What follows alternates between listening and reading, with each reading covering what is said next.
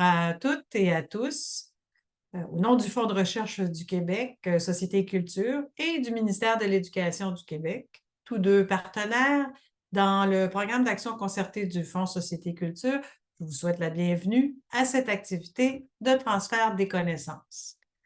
Le ministère de l'Éducation s'implique activement dans le soutien à la recherche et en reconnaît l'importance pour éclairer les décisions et les actions gouvernementales au sein de différentes instances et en direction des milieux de pratique concernés. Je dois dire que le Fonds est fier de cette association avec le ministère qui, depuis près de 25 ans déjà. Voilà. C'est un partenariat qui a permis de développer différents programmes de recherche, notamment sur la lecture et l'écriture ou sur la persévérance et la réussite scolaire. Et le programme d'action concertée en tête d'affiche aujourd'hui, un programme de recherche-action sur le numérique en éducation et en enseignement supérieur. Alors, les deux présentations réunies aujourd'hui traitent de préoccupations communes liées à l'usage du numérique par les élèves et à leur éducation critique envers la masse d'informations qui leur est proposée dans l'espace numérique. Ces présentations répondent, en fait, ces projets de recherche répondent aux objectifs d'un appel de proposition lancé en 2019 dans lequel le besoin de connaissances, de nouveaux savoirs est arrimé notamment aux orientations et enjeux du plan d'action numérique en éducation du gouvernement du Québec. Alors, avant tout, oui, je vous souhaite de nouveau la bienvenue pour les nouvelles personnes là, qui viennent de nous rejoindre. Vous êtes nombreuses à avoir répondu à notre invitation. Vous êtes plus de 190 personnes à vous être inscrites d'horizons divers, ce qui m'apparaît être une indication claire que les présentations d'aujourd'hui vous interpellent et répondent à un besoin bien concret. Alors, rapidement, je me présente.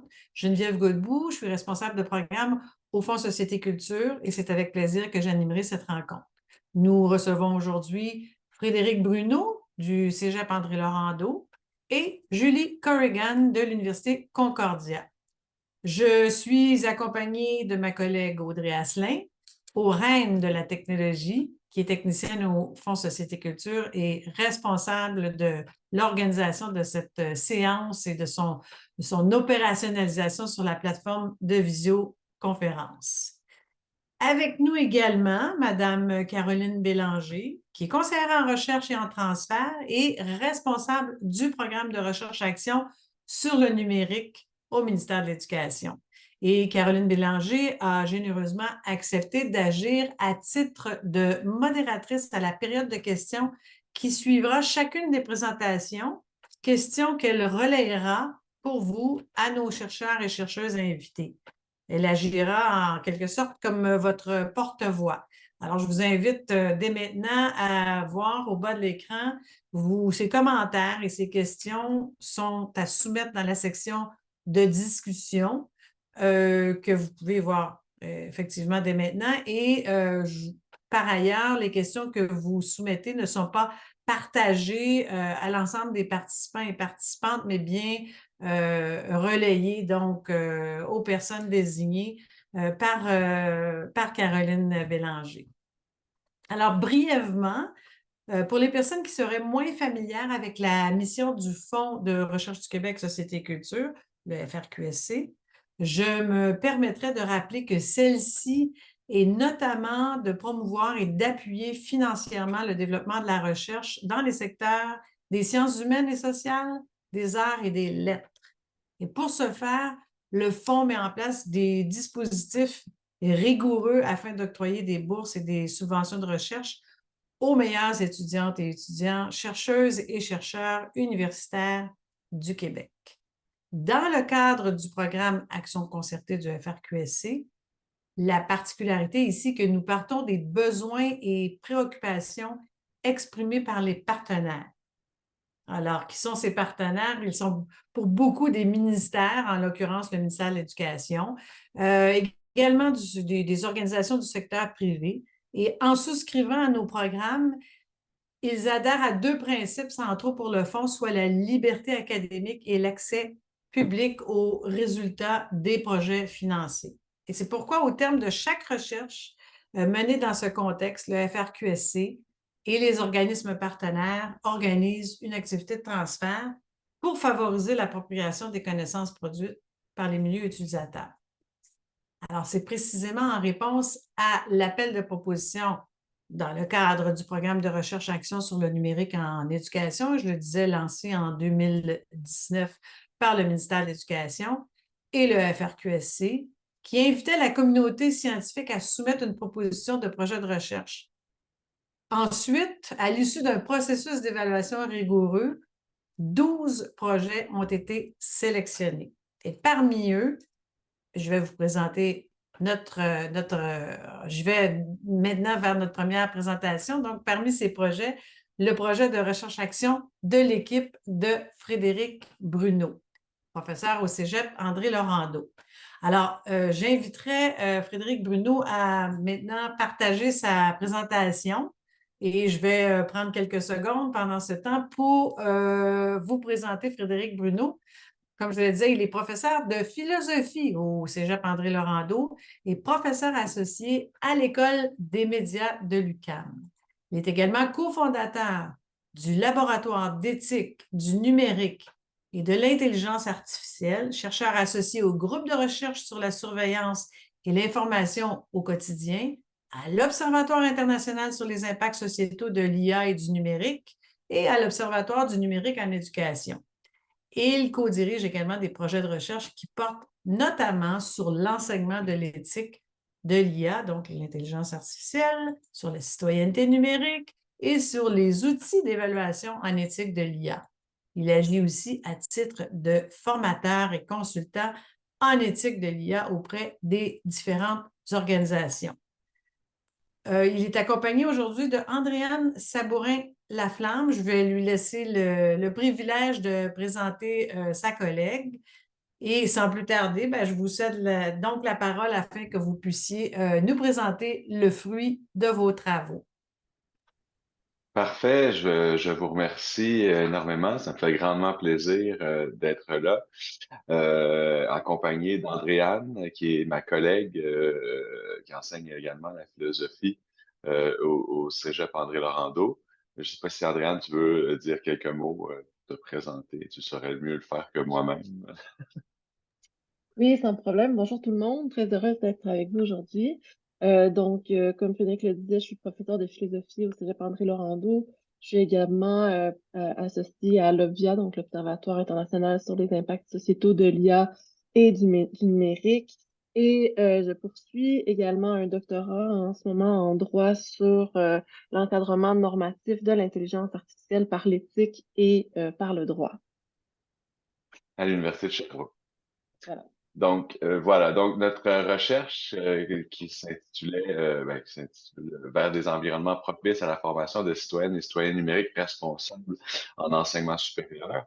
Donc, d'abord, on voulait remercier le Fonds de recherche du Québec, la Société et Culture et le ministère de l'Éducation qui ont permis de réaliser cette recherche. Et donc, je vais aller de l'avant. Voilà un petit peu. Voilà. Donc, les objectifs du projet, d'abord, c'était d'établir un portrait clair de l'usage du numérique, là, plus spécifiquement sur les appareils mobiles des étudiantes et des étudiants des collèges, d'identifier les enjeux éthiques, sociaux qui étaient, en fait, qui suscitent la réflexion là, et qui suscitent les débats sur l'utilisation du numérique et ensuite de proposer, de trouver des moyens de traiter de ces questions-là, d'évaluer les moyens pour faire un usage sécuritaire, averti et responsable du numérique avec les étudiants et les étudiantes. Pour arriver à ces objectifs-là, bon, il y a eu plusieurs étapes. D'abord, je voulais lister, il y a plusieurs personnes dans lesquelles je ne nommerai pas tout le monde. Là. Il y avait moi, André Mondou, qui était co-chercheur, professeur à l'École des médias de l'UQAM, Andréane, et plusieurs autres collaborateurs dans les différents cégeps participants et des étudiants et des étudiantes à l'UQAM, à l'École des médias, qui nous ont assistés. Donc, voilà. Comme on faisait référence dans la présentation il y a quelques minutes, dans le cadre de référence de la compétence numérique, simplement, on aime bien rappeler que dans l'image que vous voyez là, à l'écran, le citoyen éthique ou la question éthique est au centre, là, au cœur du développement des différentes facettes là, de la compétence numérique. Et donc, c'est à cet élément-là qu'on voulait s'attaquer, comment finalement former les étudiants et les étudiantes pour qu'ils deviennent des citoyens et des citoyennes numériques éthiques et responsables. Et c'est à cette question-là que notre projet de recherche cherchait à répondre.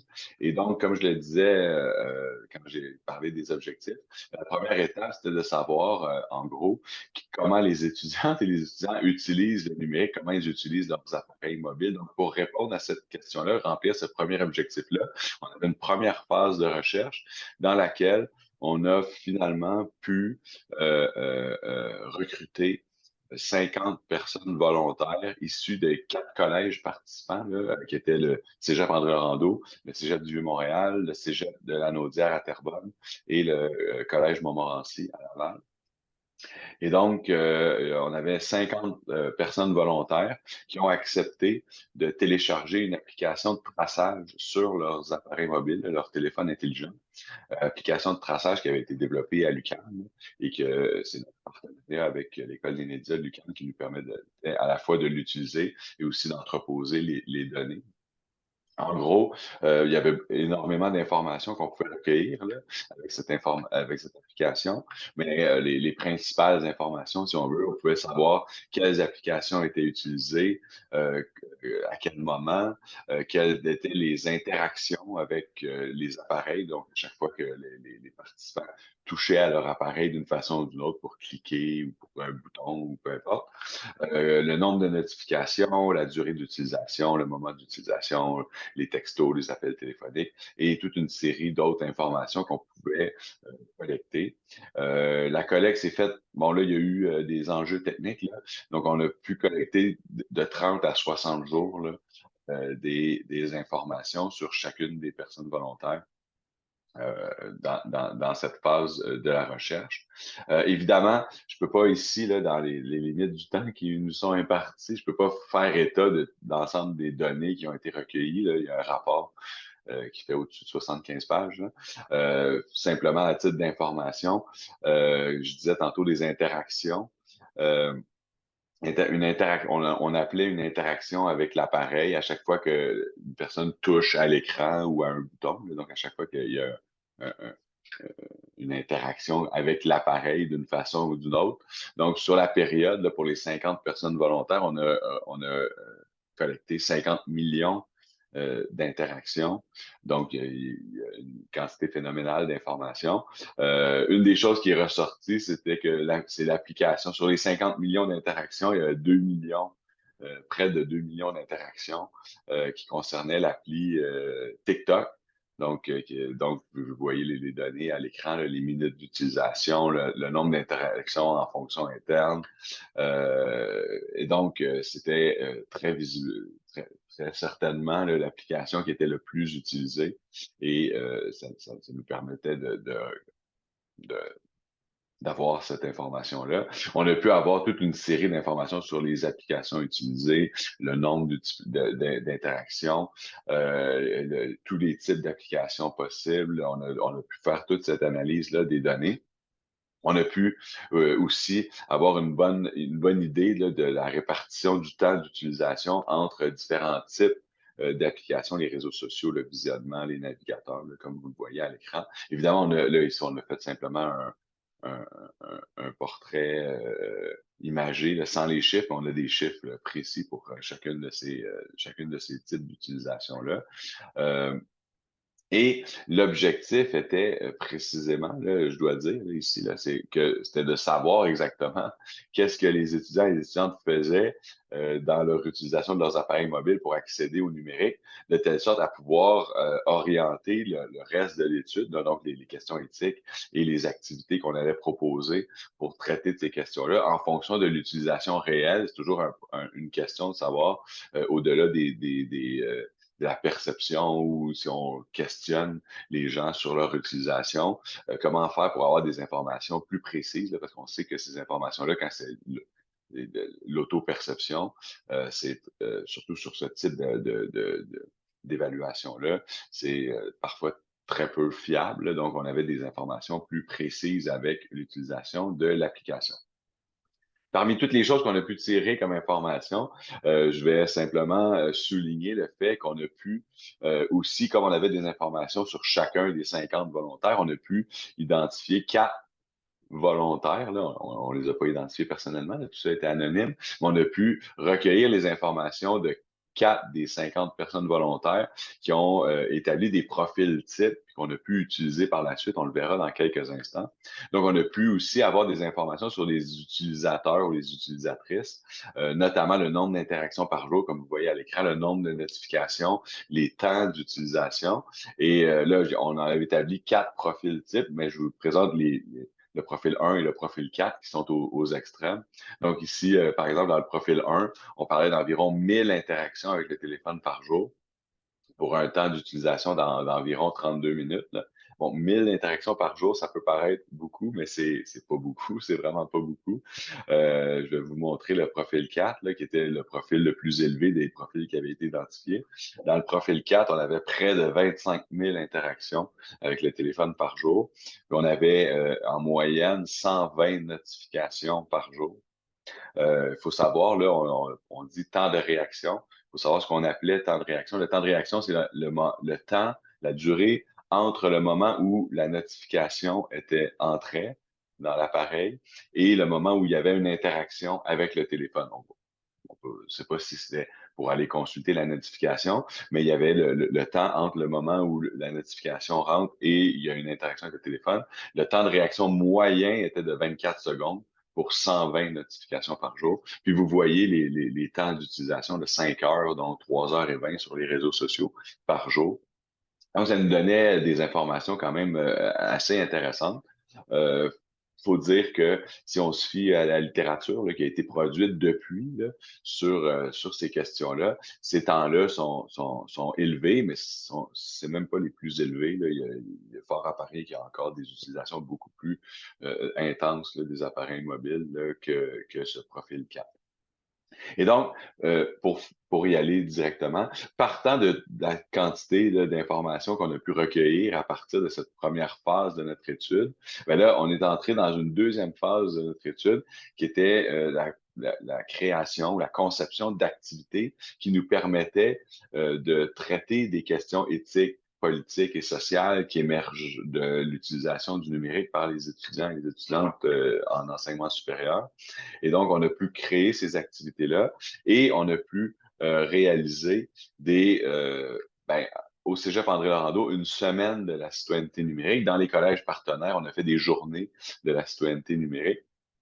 Donc, du 7 au 11 novembre 2022, on a pu faire une semaine complète là, de la citoyenneté numérique au Cégep André Laurando pour traiter de toutes ces questions qui émergent de l'utilisation du numérique. Donc, comme vous le voyez, il y avait des ateliers, des conférences, des kiosques, une installation artistique. Et donc, c'est ces activités qui constituait le deuxième objectif là, de la recherche, la conception de ces activités et la réalisation de ces activités. Donc, les résultats de notre recherche, ce sont les activités qu'on a pu créer et qui permettent de traiter des questions pressantes, notamment au vu des résultats qui ont été tirés, là, notamment de l'application. Et donc, on va vous les présenter brièvement. Donc, peut-être qu'Andréane, tu peux reprendre la parole. Oui, merci Frédéric. Donc, effectivement, on a voulu, dans le cadre de ces semaines au Cégep André Laurando, puis au Cégep Montmorency aussi, on a voulu aller à la rencontre des étudiants dans un contexte extracurriculaire. Donc, c'est le plus souvent des activités qui se déroulaient sur l'heure du midi, donc les conférences, les ateliers, mais aussi les kiosques qu'on installait tout simplement donc dans un espace commun où les étudiants pouvaient, à leur loisir, s'arrêter et donc discuter avec la personne qui était derrière le kiosque, là, puis faire aussi ultimement une activité interactive parce que ces activités interactives-là visaient justement d'amorcer une discussion avec les étudiants sur leur utilisation du numérique, sur leur rapport au numérique.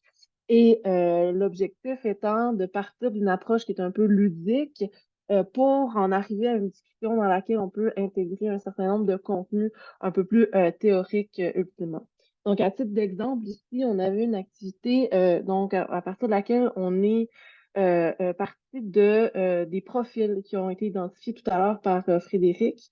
Donc, on présentait les résultats finalement qui vous ont été présentés là, très, très brièvement. On présentait sur un écran aux étudiants ces résultats-là. On leur expliquait l'utilisation typique. On leur montrait aussi les profils, les différents profils d'utilisation et on leur demandait tout simplement de nous dire à quel profil ils s'identifiaient le plus. Et donc, le nombre de notifications, est-ce que c'était une discussion aussi à savoir sur s'il y avait possiblement désactivé des notifications, s'ils se donnaient leurs propres règles pour donc limiter possiblement l'utilisation du téléphone. Et donc, ça amenait vraiment à une discussion sur leurs activités précises. Donc, c'était un point de départ pour une discussion interactive qui vise ultimement, comme toutes les autres activités qu'on a présentées, à autonomiser l'étudiant, à aussi l'amener à développer son esprit critique, prendre conscience aussi de son utilisation du téléphone. Et dans le cadre de cette activité-là, précisément, ce qu'on demandait, par exemple, aux étudiants, c'est d'aller voir les statistiques d'utilisation de leur propre téléphone pour comparer avec les profils donc, qu'on leur avait présentés. Et bon, certains les avaient déjà consultés, d'autres non. Mais donc, ils pouvaient avoir une réflexion autonome sur leur utilisation particulière, prendre conscience du nombre d'heures donc, qui passent sur telle ou telle application. Donc, c'était le début d'une discussion avec eux. Donc, on a fait plusieurs autres types d'activités aussi. On peut peut-être passer à la prochaine.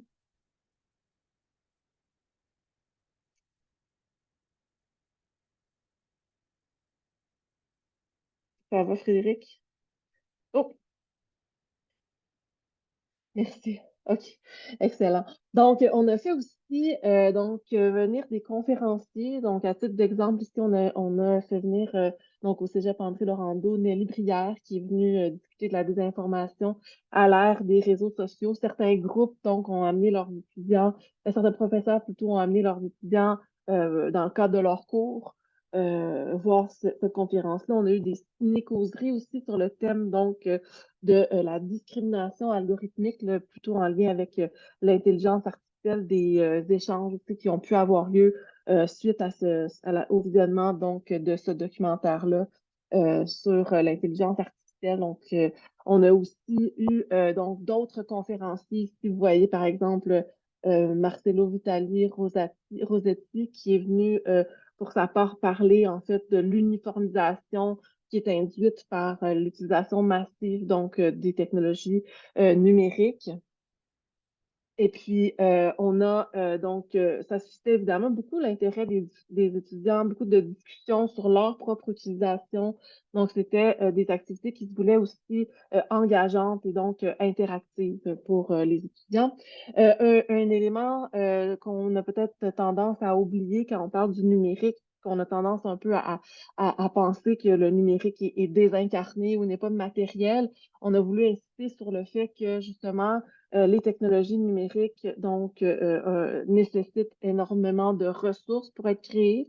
Et donc, on avait une activité ici ludique, encore une fois, où est-ce qu'on demandait aux étudiants, donc sur une carte, d'essayer en fait, de déterminer le lieu d'où provenaient les différentes composantes qui étaient présentes dans leur téléphone intelligent.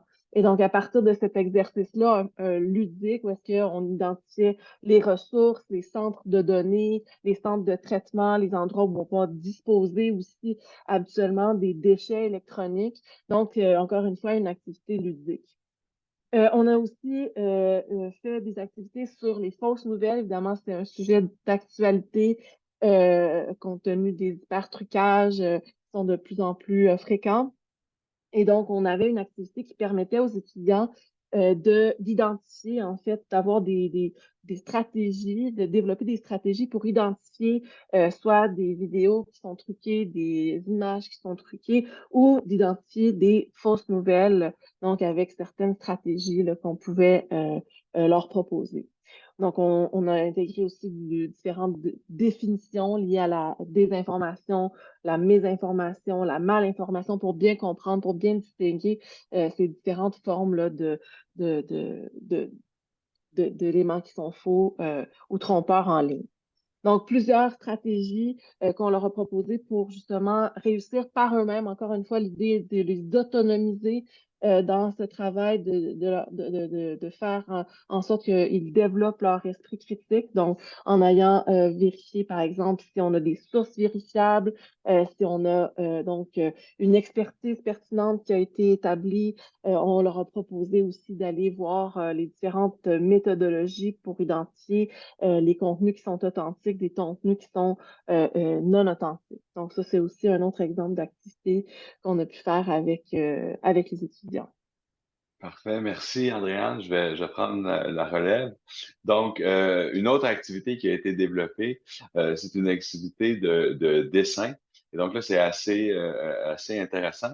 On a proposé aux étudiants de réfléchir à la technologie en mettant de côté la technologie, en utilisant des bons vieux papiers crayons, en leur demandant de faire un gribouillis, un mouvement de dessin pour réfléchir à leur interaction physique avec les appareils numériques. Donc, les fameux mouvements là, sur le côté qu'on appelle le scroll et vers le bas là, qu'on appelle le pull to refresh. Et donc, on leur a demandé de faire un gribouillis sur un papier et ensuite de réfléchir à le mouvement qu'ils venaient de faire, comment il était en lien avec les différents mouvements qui font de façon répétitive, là, des milliers de fois par jour sur leurs appareils numériques. Et donc, de réfléchir, on voit ici là, Evelyne qui menait cette activité. Qui a été très populaire et qui permettait de réfléchir justement à l'utilisation et à l'interaction physique qu'on a avec les appareils, indépendamment de ce qu'on fait avec sur le numérique comme tel. On avait aussi, je suis désolé, ça a été un peu plus vite que je pensais.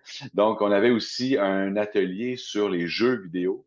Donc, là, ça a été très populaire là, avec des spécialistes là, de l'UQAM ou à l'École des médias, notamment Jonathan qui ont permis aux étudiants de réfléchir à leur utilisation massive. Là, on avait vu dans les données là, de l'appli l'utilisation massive des jeux vidéo. Et donc, réfléchir d'abord à leur interaction là, avec les jeux, mais aussi à toutes les données qui pouvaient être recueillies lorsqu'ils utilisent les jeux vidéo. Puis on leur proposait de jouer à un jeu vidéo, puis à ce moment-là, on pouvait en temps réel recueillir des données qu'on pouvait leur exposer par la suite.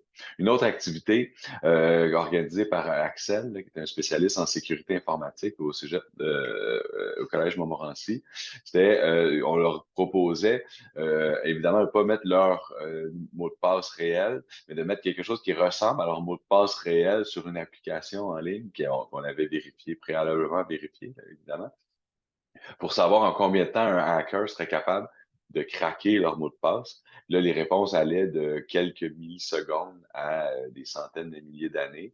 Et ça a permis de donner des informations, des consignes sur la bonne façon de gérer ces mots de passe, de les concevoir et donc de les faire réfléchir à la question de la sécurité informatique qui, on le sait, là, est grandement importante. Donc, on voit là, Axel qui est en train de discuter de ça avec quelqu'un. Et Laurence a fait une activité sur TikTok. Je disais plutôt là, que c'était l'application là, qui était la plus utilisée, là, près de 2 millions d'interactions. Donc, l'activité était assez ludique. Donc, vous voyez, là, il y a une tablette. Donc, sur une tablette, on faisait voir le fil, quelques minutes du fil TikTok, de l'utilisation de TikTok d'un ou d'une personne mystère. Et vous voyez, il y a des cartes sur la table avec les cartes. Les cartes de chaque couleur représentaient une catégorie, là, par exemple, tranche d'âge ou niveau d'études, etc. Là, on demandait aux personnes de tourner les cartes pour identifier si ils pensaient qu'il s'agissait d'une personne qui avait 20 à 30 ans ou 30 à 40 ans, etc. Et ensuite, à la fin, on révélait l'identité puis les caractéristiques de la personne mystère pour se rendre compte, bon, finalement, que les gens avaient une bonne idée là, arrivait souvent à trouver bon nombre de ces informations-là. Ça faisait réfléchir justement au contenu recommandé puis au système de recommandation, à la façon dont on peut finalement ces applications-là, ben, le contenu, ce qui nous est présenté, comment c'est orienté en fonction de nos caractéristiques. On a pu aussi avoir, là, on a eu la chance, là, Victor Drouin-Trampe et Jean-Philippe Côté sont venus nous présenter leur œuvre d'art interactive empreinte sonore là, qui permettait de parler dans un micro, un Google Home, et qui faisait, on transformait la voix dans une onde là, qui était projetée, puis après ça, on pouvait se déplacer pour se déplacer dans le son, là, finalement. D'ailleurs, je dis on a eu la chance parce qu'ils sont venus dans les cégeps participants. Et ensuite, ben, ils sont, depuis ce temps-là, ils font le tour du monde là, pour présenter leur œuvre un peu partout. Donc, on était bien contents pour faire réfléchir à la fois les empreintes qu'on laisse dans le monde numérique, mais aussi à notre interaction avec le numérique et la question de la création artistique là, et de l'art. Finalement, on a pu aussi avoir une activité, vous voyez sur la gauche, là, c'est Maxime, sur les bulles de filtre. Donc, le rôle des algorithmes et la création de ces fameuses bulles de filtre là, où on finit par être comme enfermé.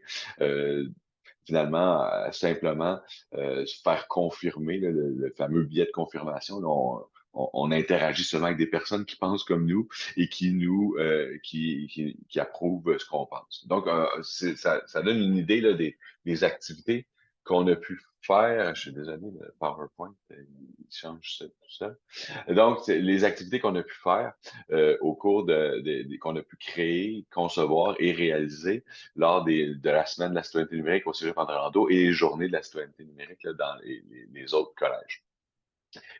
Finalement, les pistes de solutions et de recommandations, là, je vois le temps qui file, donc je ne veux pas prendre trop de temps, mais les pistes de solutions et de recommandations là, à la fin de notre étude, c'est qu'il faut financer adéquatement des activités pédagogiques extracurriculaires sur la question de la citoyenneté numérique, parce que, pour le dire là, bien brièvement, notre observation, c'est que présentement, il y a très peu de choses qui sont consacrées au développement de la compétence en citoyenneté numérique et à la réflexion sur tous les enjeux qui sont soulevés par la citoyenneté numérique dans le cursus régulier en enseignement supérieur, en particulier là, dans les collèges, là, mais c'est la même chose là, pour les universités.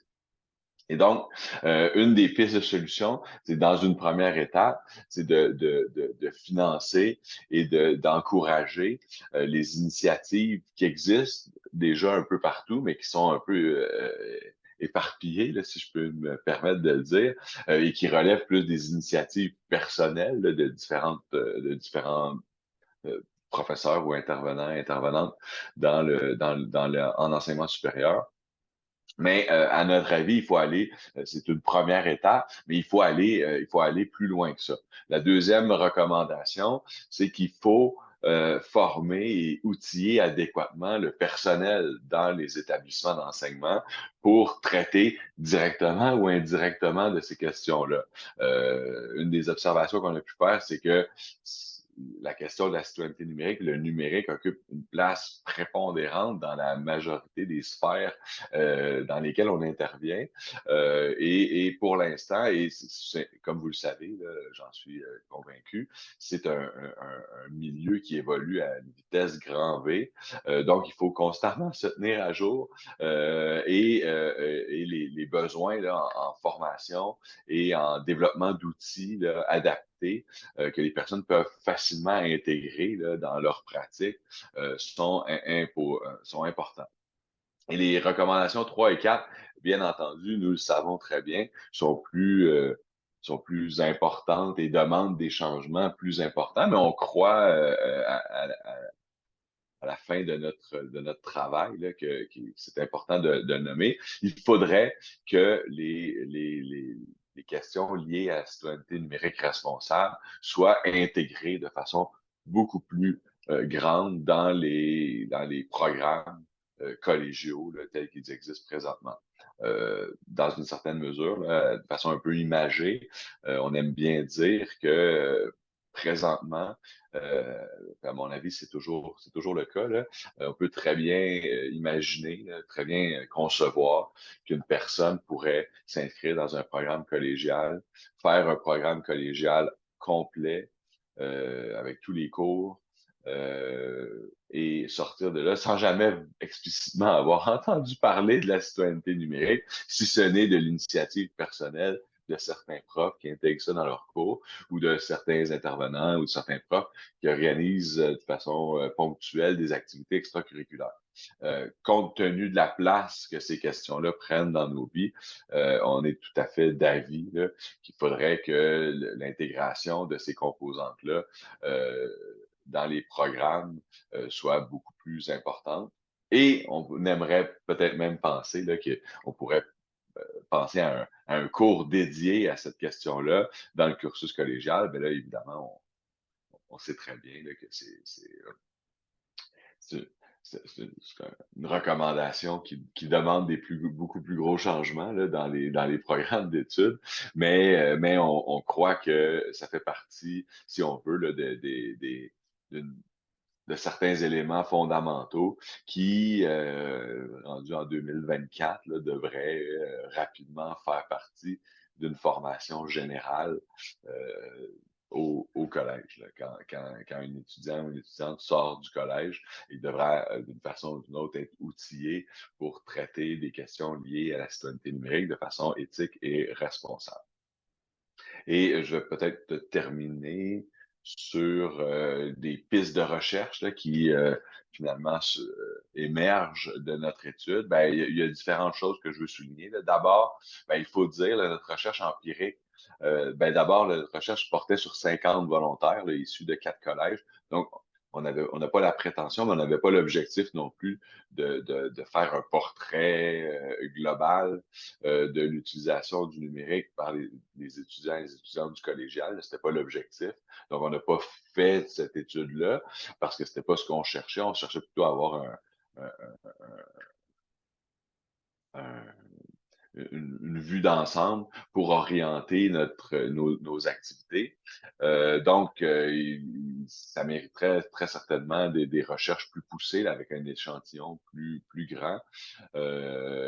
Ça mériterait aussi là, d'avoir des études qui sont répétées dans le temps parce que, comme c'est écrit ici, l'utilisation évolue tellement rapidement, puis elle change tellement rapidement, les pratiques changent tellement rapidement qu'il faut constamment renouveler là, les études. Par ailleurs, notre étude s'est faite pendant la pandémie, là, donc le recrutement s'est fait à l'hiver 2000, je ne vais pas dire des bêtises, là, mais à l'hiver 2021.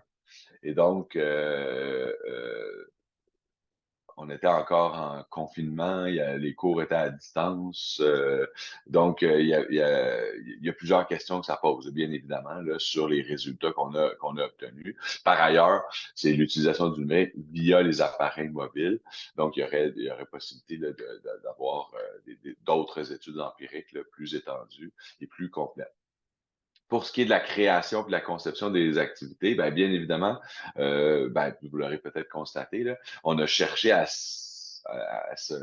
s'épauler les uns les autres, puis à s'entourer de gens qui avaient des expertises le plus variées possible. Ben, il faut dire que, bon, même si on a fait ce travail-là, là, en essayant d'avoir le plus d'activités différentes possibles sur des thématiques le plus différentes possibles, ben, il y a un certain nombre d'expertises qu'on a pu réunir et les activités étaient liées à ces expertises-là en particulier. Il n'est pas exclu qu'il y ait certaines questions, certaines thématiques qui aient été moins développées ou qui aient été occultées par le groupe qu'on a pu réunir malgré cet effort-là pour avoir une diversité d'expertise. Donc, il serait possible potentiellement de bonifier là, ce type d'activité-là. Puis, à notre avis, il faudrait faire des recherches plus poussées, là, mais au niveau de l'implantation des activités liées à la citoyenneté numérique dans l'enseignement supérieur en général, dans les collèges en particulier. Donc, une étude plus approfondie des différentes activités extracurriculaires qui sont proposées actuellement. Nous, on connaît certaines personnes qui font certaines choses, mais on n'a pas fait une étude exhaustive de toutes les activités dans tous les collèges. D'autant plus qu'il faut pratiquement aller consulter chaque personne parce que, bon, il y a pas il y a pas de systématisation ou il n'y a pas de recueil ou de registre de ces activités-là. Là. Il faut aller voir sur le terrain qu'est-ce qui se fait. Encore plus, voir comment, d'une façon ou d'une autre, les gens peuvent intégrer ce type de considération dans leur formation en classe. Et là, évidemment, il y aurait des études à faire, là. Et puis sur les meilleures pratiques, les meilleures façons d'intégrer ça à la pédagogie en classe. Et finalement, ben, d'évaluer là, de façon plus systématique et rigoureuse les besoins en formation à la citoyenneté numérique dans les cursus actuels. Et donc, de voir de quelle façon on peut intégrer ces questions-là au cursus tels qu'ils existent, soit en créant des cours, ou soit en intégrant ces questions-là à des cours existants qui seraient appropriés. Mais là, il y a tout un champ d'études là, qui est ouvert là, et qui pourrait être une piste de recherche qui suivrait notre travail qu'on a pu faire là, dans le cadre de cette étude. Donc, j'ai perdu un peu le temps, mais je crois qu'on est pas mal dans les temps. Donc, Oui, voilà. Je vous remercie. merci beaucoup. Merci à vous deux. Effectivement, on va aller du côté des questions. On a quelques personnes qui nous ont proposé ou qui nous mettent sur des pistes, notamment là, la semaine de la citoyenneté numérique semble d'intérêt hein, pour un beau modèle je pense, qui intéresse plusieurs personnes. Je me permettrai quand même une petite question sur l'échantillonnage. Euh, je pense est-ce qu'on peut penser en fait que 50 participants et participantes est suffisant pour justement analyser ces données, étant donné que ben, ma sous-question, c'est est-ce qu'ils ont un même profil d'utilisation quand on est au collégial? Oui, ben, on le savait dès le départ, là, donc, comme je disais un peu, euh, on, évidemment, c'est des données quantitatives qu'on a recueillies, mais compte tenu ben, en fait, de la façon dont on les recueillait, puis de la quantité imposante de données, on était dans c'était pas une approche qualitative, on n'a pas fait d'entrevue avec ces personnes-là, mais on était quand même dans quelque chose de plus intrusif qu'un sondage, par exemple. Donc, donc on était pris un peu, là, si on veut, là, puis il y avait des limites techniques aussi là, pour la quantité de données qui étaient recueillies. Ça prenait des serveurs. Là. L'UQAM nous a fourni des serveurs là, généreusement. Là. Donc, il y avait toutes ces questions-là. On ne peut pas tirer des conclusions. C'est pour ça qu'on n'a pas fait des données non plus par, par, euh, par type d'utilisateur, parce que là, on était dans on n'avait pas un échantillonnage suffisant pour faire des subdivisions. On a pu, évidemment, là, je ne l'ai pas dit, là, mais on a pu quand même, parce que c'est important de faire la distinction entre les hommes et les femmes là, pour essayer de voir, mais on n'a pas noté de différence notable entre les hommes et les femmes qui ont participé à notre recherche. Mais bien évidemment, si on voulait avoir un portrait plus détaillé et plus exhaustif de l'utilisation du numérique par les étudiants et les étudiantes de collège, il faudrait un échantillonnage beaucoup plus grand ben, il faudrait prévoir là, ce qui est nécessaire là, pour À un autre moment que réaliser. pendant la Oui, pandémie pour pouvoir oui, comparer c'est des... ça aussi, là. Oui, aussi. Parce que, bon, évidemment, ben, je vais en profiter pour le dire, évidemment, c'est l'usage du mobile, mais l'usage du mobile, ben, peut-être que là, il y avait une distorsion pendant la pandémie. Les gens étaient peut-être plus sur leur mobile Peut-être. et pas. Donc, on pouvait pas, mais on a pu noter quand même des tendances lourdes qui venaient confirmer certaines choses qu'on avait pu identifier dans la revue de la littérature là, au niveau de l'utilisation, mais qui permettaient d'aller de façon plus précise, puis potentiellement de rejoindre, c'était l'objectif, là, de rejoindre plus spécifiquement les étudiants de collège en ayant certaines données là, plus pointues liées à leur utilisation. Je vais céder la parole à Caroline Bélanger, si vous le voulez bien, Oui, qui peut vous relayer les questions très bien. Merci. de Oui, nos participants. questions et commentaires, vous m'entendez bien? Tout va Oui, Très bien? bien. Parfait. oui. J'ai eu des problèmes avec mes écouteurs, je les ai enlevés. Parfait. Donc, premièrement, merci pour votre présentation. C'est franchement inspirant. Puis d'ailleurs, il y a beaucoup de commentaires en ce sens-là. Vraiment, c'est une question qui est hautement importante, là, évidemment, d'outiller nos jeunes à comment faire une utilisation éthique puis responsable, en fait, du numérique. Donc, beaucoup d'intérêt pour vos activités et je salue par le fait même le graphisme et le visuel de vos outils. Je ne sais pas si vous aviez quelqu'un en design graphique qui faisait partie de votre équipe, là, mais c'est vraiment très beau. Donc, Ah, tout ce qu'on ben, voyait à l'écran dans votre merci. présentation, le visuel était vraiment merveilleux. Oui. On a fait appel à des experts, là, donc. Ah, voilà. Voilà, voilà. Donc, il y a des commentaires aussi, évidemment, comme quoi que l'intégration du numérique en enseignement supérieur, bien, ça doit commencer beaucoup plus tôt, évidemment. Là. Donc, même au primaire, se poursuivre au secondaire, Mhm. évidemment, cégep à l'université, tout à fait d'accord. Et d'ailleurs, là, ça fait un beau lien avec le projet qui va suivre de Mme Corrigan qui se passe au niveau secondaire. Sinon, c'est ça, on se demande vraiment si c'est possible d'avoir accès à vos activités ou à leur description, comment ça pourrait être possible de l'intégrer dans d'autres milieux, dans d'autres cégeps, donc comment ça serait possible de les reproduire et si oui, de quelle façon on peut y accéder. Ah, ben, c'est intéressant de noter, ben, pour l'ensemble des activités, là, bon, on pourrait échanger, là, mais il y a un bon nombre de ces activités-là qui vont se retrouver dans le cadre d'un autre projet de recherche là, financé par le Pôle montréalais d'enseignement supérieur en intelligence artificielle. On est dans les dernières semaines là, de la préparation d'une trousse pédagogique en enseignement de l'éthique de l'IA. C'est un peu plus pointu, mais disons que ça se recoupe là, sur bien des questions.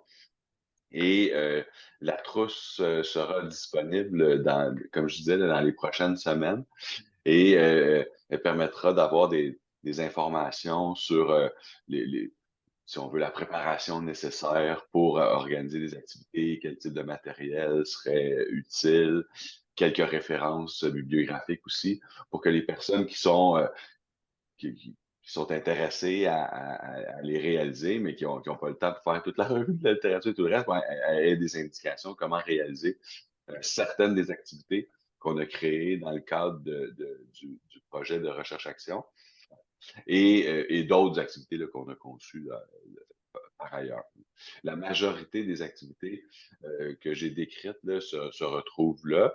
S'il y en a d'autres, ben, évidemment, vous pouvez nous écrire, là, puis on pourra à ce moment-là euh, faire état des différentes activités. Par ailleurs, la trousse sera disponible.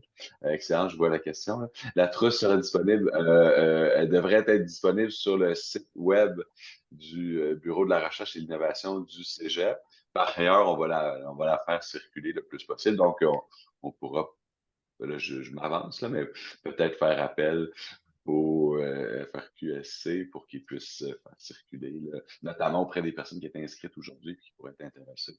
La trousse, on cherche à avoir la plus grande diffusion possible. Donc, ce sera disponible en ligne, en gros, là, puis ce sera disponible en ligne et on fera circuler le lien là, pour que le plus de gens possible puissent l'utiliser et y avoir accès. Je ne sais pas si j'ai répondu à la question. Oui. Oui, tout à fait. Caroline, est-ce que tu as une question de ton Oui, côté? Oui. oui, j'en profiterai. J'ai une question. Moi, j'aimerais savoir, c'était quoi la réponse des jeunes? Je suis certaine qu'il y a eu des discussions et des échanges très intéressants dans le cadre des activités, mais c'est ça, la réponse des étudiants, dans le fond, à vos activités, la semaine du numérique, de la semaine de la citoyenneté numérique, comment ils ont réagi à cette approche-là? Puis, j'en doute pas qu'ils étaient intéressés, mais j'aimerais vous entendre un petit peu là-dessus. Je peux peut-être répondre, Oui. en tout cas un début de réponse que tu peux compléter au besoin.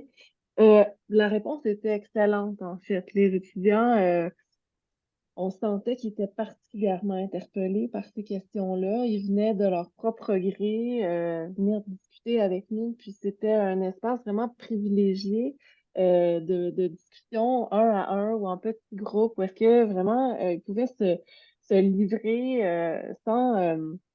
on a vraiment, on a vraiment fait attention de ne pas adopter une approche paternaliste par rapport à l'utilisation des outils, mais vraiment une approche d'autonomisation. Et donc, je pense que cette approche-là a eu particulièrement un écho auprès d'eux puisque je pense que ils ont besoin de parler de ça sans penser qu'on leur fait la morale. C'est vraiment ce que j'ai retenu souvent dans d'autres contextes, peut-être au niveau de leurs parents ou de leur entourage ou de leurs professeurs. On leur répète depuis très longtemps, les écrans, moins d'écran, lâche ton écran. Là, nous, on a essayé d'être dans une autre optique où est-ce qu'il n'y avait pas de jugement, puis vraiment, c'était extrêmement intéressant là, de pouvoir en apprendre plus sur leurs difficultés, même à contrôler leur propre utilisation. Certains nous disaient que bon, il y avait des stratégies, comme je disais un peu plus tôt, pour essayer de limiter leur temps eux-mêmes donc, c'était vraiment chouette. Il y a eu une belle participation, puis des belles discussions, là, vraiment.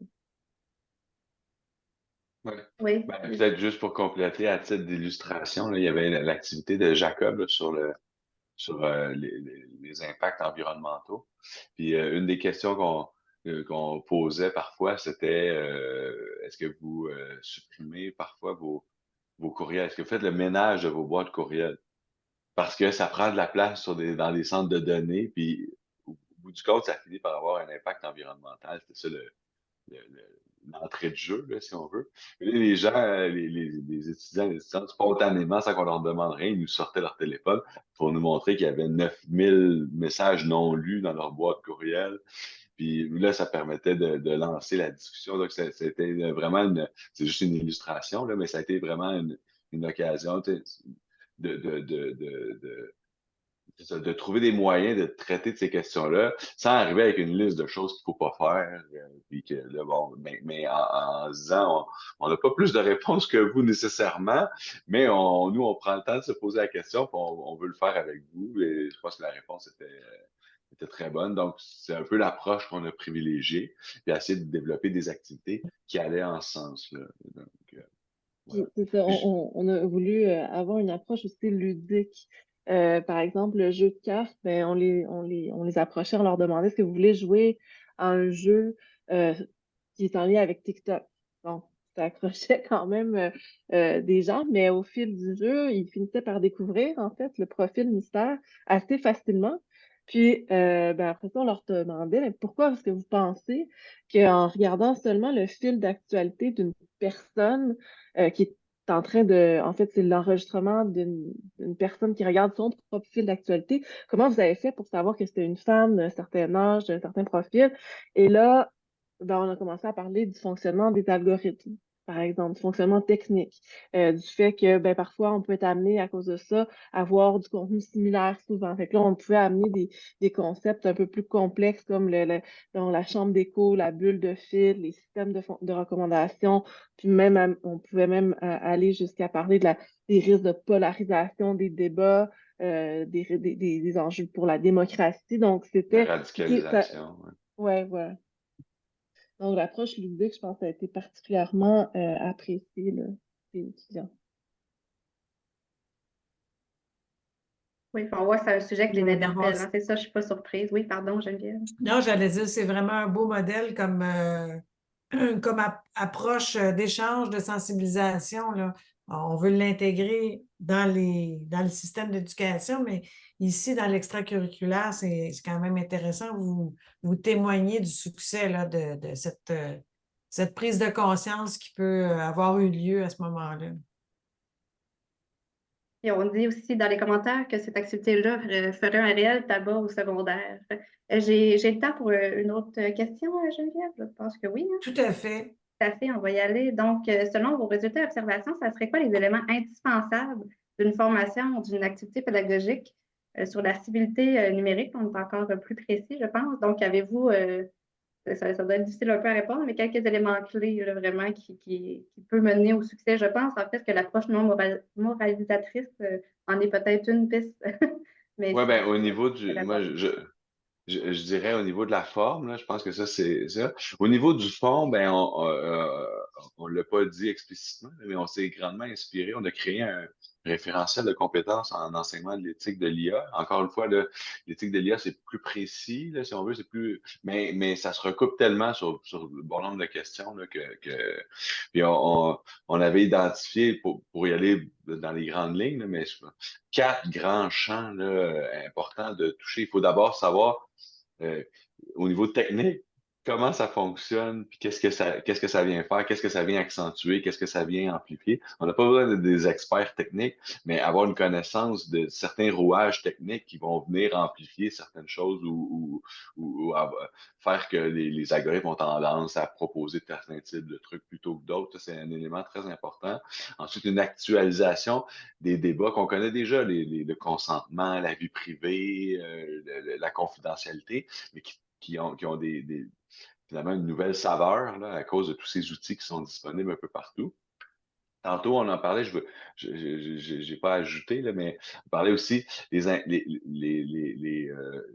finalement, la dimension sociale, si on veut. Là. Il y a non seulement les algorithmes comme TikTok qui ont certaines caractéristiques techniques, etc., ça pose toutes sortes de questions, mais il faut se rappeler aussi qu'il y a des intérêts pécuniaires, là, mercantiles derrière ça. C'est pas pour rien qu'on nous propose certaines choses plutôt que d'autres. C'est pas pour rien qu'on veut qu'on reste plus longtemps. C'est parce qu'il y a de l'argent à faire, puis il y a un modèle d'affaires, puis il y a des impacts sociaux, puis etc. Donc ça, c'est un autre composant très important.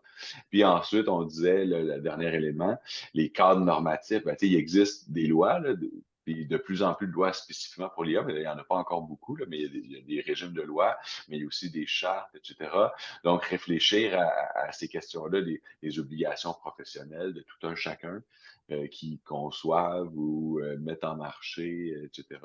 Donc, bref, c'est les principales composantes qu'on avait identifiées. Puis on a repris ça, on a gardé ça en tête aussi quand on a préparé les différentes activités pour essayer de toucher le plus possible ces différents facteurs. Évidemment, c'est pas toujours possible de faire les quatre, mais ça permet de garder un regard assez large sur chacune de ces questions-là ou chacun de ces éléments-là, ce qui permet de pas trop confiner sur un élément. Ça peut peut-être expliquer en partie aussi le fait qu'on arrivait à rejoindre beaucoup de gens, c'est-à-dire que là, ben, des fois, certains vont s'intéresser plus à une question ou à d'autres, mais quand on a une vision assez globale, assez large de chacun de ces enjeux-là, ça permet ça permettait d'ailleurs, pour compléter ce qu'Andréane disait tantôt, ça permettait souvent de créer des discussions et des débats entre les étudiants et les étudiants. On pouvait quasiment se retirer, puis ça continuait, la discussion se poursuivait entre eux et elles. Donc, bref, évidemment, il y a des limites, là aussi, on le sait, là, des activités extracurriculaires, bon,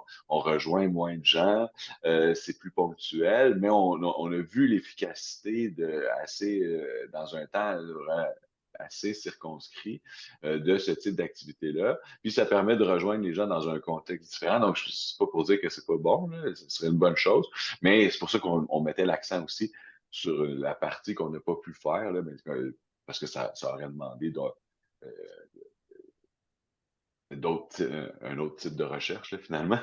Mais sur la partie en classe, puis dans les cursus officiels, tout ça, c'est pour ça qu'on dit, ben, finalement, il faudrait pousser la recherche là, sur cet autre aspect-là qu'on n'a pas pu aborder. Encore une fois, j'espère que j'ai répondu à la question. Je comprends la dernière question, Caroline? Oui, je pense que ça répond en partie, mais dans le fond, on veut savoir si les étudiants sont amenés à réfléchir à des moyens pour mettre en place en fait, des moyens pour diminuer leur utilisation des écrans. Donc, j'imagine dans leur discussion, ça devait faire partie un peu comment on peut les utiliser, comment ils pouvaient réfléchir, dans le fond, pour retrouver des manières de diminuer leur utilisation des écrans. Est-ce que ça faisait partie de la réflexion? Oui, ben c'est une bonne question. D'ailleurs, j'ai peut-être pas insisté explicitement. En fait, c'était le troisième objectif du projet de recherche, là. De dire, bon, on peut bien, là, je vais le dire un peu de façon un peu imagée, là, mais on peut bien leur dire, leur montrer toutes les questions que ça soulève, tous les problèmes que ça soulève. Mais si on leur offre aucun moyen de faire face à ça, il y a peut-être un intérêt là, à soulever des questions, mais il faut aussi les outiller pour qu'ils puissent agir. Là. Bon, peut-être que la façon la plus claire et explicite, on en parlait, là, mais quand il était question de la sécurité informatique, des mots de passe, en fait, on a préparé des petits, des petits papiers là, qu'on a remis là, avec des consignes générales sur quelles sont les caractéristiques d'un bon mot de passe finalement, là, puis comment on fait pour se protéger. Donc là, les gens ont pu observer là, que certains ou certaines que leur mot de passe n'était pas bon du tout, là, qui était extrêmement facile là, à contourner. Donc, c'est un exemple. Andréane présentait l'activité sur les fausses nouvelles, puis l'évaluation des informations en ligne en général, les nouvelles en particulier. Là. Et donc là, on donnait comme des pistes de réflexion, si on veut, pour s'outiller, pour être capable d'évaluer la qualité d'information qu'on peut consulter sur Internet, aller voir l'URL, si c'est quelque chose qui est officiel ou pas, ou si on a changé une lettre quelque part, évaluer la qualité des sources, évaluer, en tout cas, il y avait toute une série d'informations. Il y a d'autres questions pour lesquelles c'est plus difficile, là, si je pense au système de recommandation, c'est beaucoup plus difficile là, d'échapper à l'influence des systèmes de recommandation. Dans ce cas-là, à mon humble avis, peut-être que l'outil principal, c'est la sensibilisation. Une fois que je sais que le système de recommandation, il cherche à reproduire tel type de truc, puis qu'il peut avoir tel intérêt qu'il y a derrière ou peu importe, je peux peut-être agir de façon plus informée.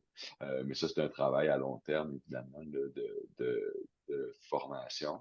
Mais c'était l'objectif aussi. On voulait à la fois trouver un moyen entre guillemets, d'accrocher et de sensibiliser, fournir des outils conceptuels pour être capable de mieux comprendre les problèmes, mais aussi, dans la mesure du possible, fournir des pistes de solutions ou en tout cas potentiellement des outils pour avoir une certaine, une certaine prise, là, au moins sur certaines choses qu'on peut faire. Au niveau du temps d'utilisation des écrans, il y avait rien spécifiquement sur ça, parce que je pense que c'était dans la question, là. Il n'y avait rien spécifiquement sur ça pour le dire peut-être un peu c'est très difficile parce qu'en réalité, ça dépend de ce qu'on fait sur notre temps d'écran, puis ça dépend quel type d'utilisation on fait. Dans le sens, des fois, on dit qu'il faut moins de temps d'écran, mais il y a de plus en plus en partant, là, on est devant des écrans et en train de faire ça. Donc c'est peut-être, il y a la question du temps d'écran, on comprend bien l'idée, mais cette question-là est plus complexe dans le sens où il faut savoir qu'est-ce qu'on fait quand on est devant nos écrans, puis dans quelle mesure, même si je suis pas souvent devant mon écran de télé, mais si j'interagis 25 000 fois par jour avec mon téléphone, même si au final, c'est juste quelques secondes à chaque fois. Il y a des questions là aussi, là, jusqu'à un certain point, l'activité de dessin, jusqu'à un certain point, comment mon interaction physique avec mon appareil, indépendamment de ce que je fais sur le numérique, mon interaction physique avec mon appareil devient un genre de réflexe, un genre de dépendance. Il y a des questions là aussi. Donc la question du temps d'écran en est une bonne. C'est pas dire que c'est pas approprié de se poser la question, mais il faut la replacer aussi dans un contexte où on demande aux gens de plus en plus d'être devant leurs écrans. Et donc voilà. C'est ce que je dirais pour Merci l'instant. beaucoup, Frédéric Bruno. En fait, il n'y a plus de questions. Je pense que vous nous avez fourni beaucoup d'informations ici. On pourrait prolonger la discussion. On serait heureux de la prolonger même avec les collégiens et collégiennes, n'est-ce pas? Alors, merci infiniment pour cette Merci à vous. présentation à vous et Andréane Sabourin-Laflamme. Merci, Merci. Caroline. On se reprend tout à l'heure pour la période de questions. Alors, bien sûr, on s'en va vers une deuxième présentation, puis le lien se fait, bien, je l'ai dit, des préoccupations communes, mais là, on se retrouve au secondaire Et je pense qu'on parle davantage ici des fausses nouvelles, de savoir déceler, d'avoir cet esprit critique pour déceler ce qui est fausse nouvelle et ce qui est de l'information importante. Alors, de la vraie information finalement. Je vous présente donc Julie Corrigan, qui est, bon, on me dit qu'elle était anciennement enseignante au secondaire en Ontario. Elle est donc présentement professeure adjointe à l'Université Concordia et ses recherches visent à comprendre comment aider les élèves du secondaire à développer leur littératie numérique. Elle est accompagnée de Andrea Barrios Guerrero, qui est enseignante de langue au niveau secondaire. Et elle enseigne l'anglais langue seconde ainsi que l'espagnol langue tierce au Collège Saint-Paul. Et elle a collaboré au sein du projet de recherche-action sur la promotion de la littératie numérique. Alors, je vous cède la parole, Madame Corrigan. Yes, hello everyone. We thank you so much for attending today, and we'd like to, in particular, thank the Fonds de recherche du Québec and the Ministère de l'Éducation for their support of our project. And also at this time, I'd like to let you know that our presentation will be bilingual, with my trilingual colleague presenting her portion of the presentation in French. And we're pleased to accept questions from you at the end in French. Et moi, je suis en train de mieux apprendre le français et merci pour vos patience. So our team was multifaceted, and we'd like to thank all the schools and school districts who participated in our project, with particular reference to Collège Saint-Paul, where Andrea works, Lower Canada College, and the English Montreal School Board. So what was the purpose of our study? The purpose of our study, as alluded to, and has many links to the previous presentation by Frédéric, and our purpose was to increase students' ability to evaluate the credibility of online information, particularly within the Quebecois context, and to support the competencies of the digital competency framework. So a little background about this. Most recently, the World Economic Forum named disinformation as the most pressing threat to humanity. So that's quite a statement to make, but we know that misinformation can lead students to making poor decisions in their lives, and whereas empowering students with the appropriate strategies can empower them to make better decisions around that pertain to their political, their social, and their economic lives. And we know that these skills are essential to supporting a democracy and for the public good. And no more was this more evident than during the global pandemic. And as we know, the World Health Organization labeled the spread of misinformation an infodemic. So it really can, in some cases, lead to very dangerous practices.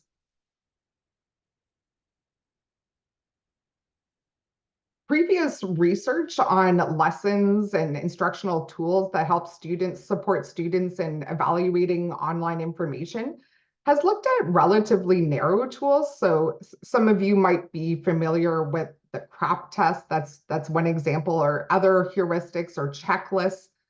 Or there was a large study done by the Stanford History Project, some marvelous work going on there, but whereas in their project, they focus more on a single aspect of evaluation, such as sourcing, and single evaluation strategies. But many of these failed to evaluate online sources of information in a holistic manner. So what makes our instructional intervention different is, first of all, our lesson plans were made by Quebec teachers for Quebec students, and these align with the ESL, the English as a Second Language curriculum, and the English Language Arts curriculum for the Quebec education program at the secondary level. And the other thing we note is that they involve a holistic approach to evaluating online information. So doing evaluation is not simple. It's complex and multifaceted, but very much it is something that can be taught to students at the secondary level. We witnessed in numerous occasions students using these strategies with great success. Another thing that makes our approach different is that we placed a great importance on metacognitive practices and how they support online evaluation. And we see these as foundational to the cognitive practices. And we ask students to first evaluate the context. The content. So what is being said when you look at a source of information online? What is being said? And we thought about various strategies such as fact checking, cross-referencing backwards and forwards, reference searching, and evaluating the argument and whether the argument is balanced or not, and the types of evidence offered within the online information. Also importantly, we note the source of the information is important. So who published or who wrote this information, and also getting behind their purpose or their motivation. Was it to persuade, to sell, to inform, to entertain? And lastly, the context. So whereas we want students to focus on the content of online evaluation, sometimes these can prove difficult when they're outside of our subject domain. So if we look at something like climate science or epidemiology, these are complex subjects. So we can use source as a proxy for evaluating online information. And also we can look at clues that come from context, so such as looking at the URL. But an important thing to note is that we can teach students all the strategies we want, but if a person or a student has made up their mind ahead of time what to believe with regards to online information, then none of these strategies will work. So we actually started our lesson plans. One of the first lessons was on getting students to reflect on their confirmation bias. So if we take an issue such as the efficacy of vaccinations against COVID-19, we'd start at a place of, so what biases do you bring to the table? And to not shame students for having these biases. We're human beings, we're not robots. We have thoughts, we have background, we have cultures, and we have things that inform these values and these beliefs. So just to bring those out into the open and to consider those when we're evaluating online information. I won't go into a great deal of around our research methods, but to let you know that as Frederic alluded to, our sample size in many cases was smaller than we would have liked because particularly we used a pre-test, post-test design, and that would require students being present for both the pre-test and the post-test, but with students quarantining at times due to the pandemic. We did have some data loss there, and we had some teachers begin the study, and then when the pandemic hit, they felt, obviously, as many teachers did, exhaustion, and they were unable to continue the study. But that being said, we did have 88 students from three different schools participate in the study. And we did look at a wide variety of data there. So we have qualitative, quantitative data, case study data, and data from the artifacts that the students produced. To share a little bit about the demographics of our participants, we had a fairly broad representation within the data. Obviously, with a larger sample size, we would be able to get into the nuances of this somewhat better. But as you can see, there's a fairly good representation of students of various socio-demographic and sociolinguistic backgrounds. To illustrate the intervention, we once again used a pre-test, post-test design, which means that we gave students a test before they started the lessons to see what they already knew. And then we gave the students a test at the end to see if their knowledge improved. So you can see an overview of the lessons that we delivered to the students that our teacher participants, such as Andrea, delivered to the students throughout this time. And they really were wide-ranging. Just to set the stage, I'd like to present this website and to show you a little bit about some of the strategies and some of the lessons that we taught to students. And also at this time, if we do have a link. Our resources are all freely available to schools, and I'm happy to present at schools or for school districts who want to know more about strategies for evaluating online information and how these can be integrated into lesson plans for ESL and for ELA students. So if we take an example like this is a website, you know, it's kind of a typical website that we might come across in our daily lives, and it concerns the nutritional qualities of beef. So this is what I like to call a bit of a slippery source, okay? So of course, we have the word research, you know, so the organization presenting this information is some type of research council, so that makes it sound very official and very factual. We can also see here that while the information is not necessarily incorrect whatsoever, what we do notice is that they are somewhat, if we might want to call it cherry picking information. So yes, indeed, there are no lies on this website. Beef is a nutritious food, but it's not necessarily looking at any contradictory claims, or they're not examining evidence that would, they're not examining any alternative hypotheses. So sure, okay, beef is nutritious, but at the same time, having a balanced diet and eating too much red meat has been known to has been linked to certain types of cancer and heart disease. So there's a great deal of studies supporting that. So what is a student to do when they encounter such a professional looking website? In fact, many adults would find this type of website difficult. So once again, this is from lesson 2. And if we go back, think about that previous website. So we're asking students to examine the agents of socialization. So how do these, how do these change our beliefs and attitudes with regards to a particular subject? So if I'm thinking about the Beef Research Council, for example, I grew up in a small town in Ontario, and I was raised on a beef farm. So for me, my family, has a big influence over my beliefs around eating red meat.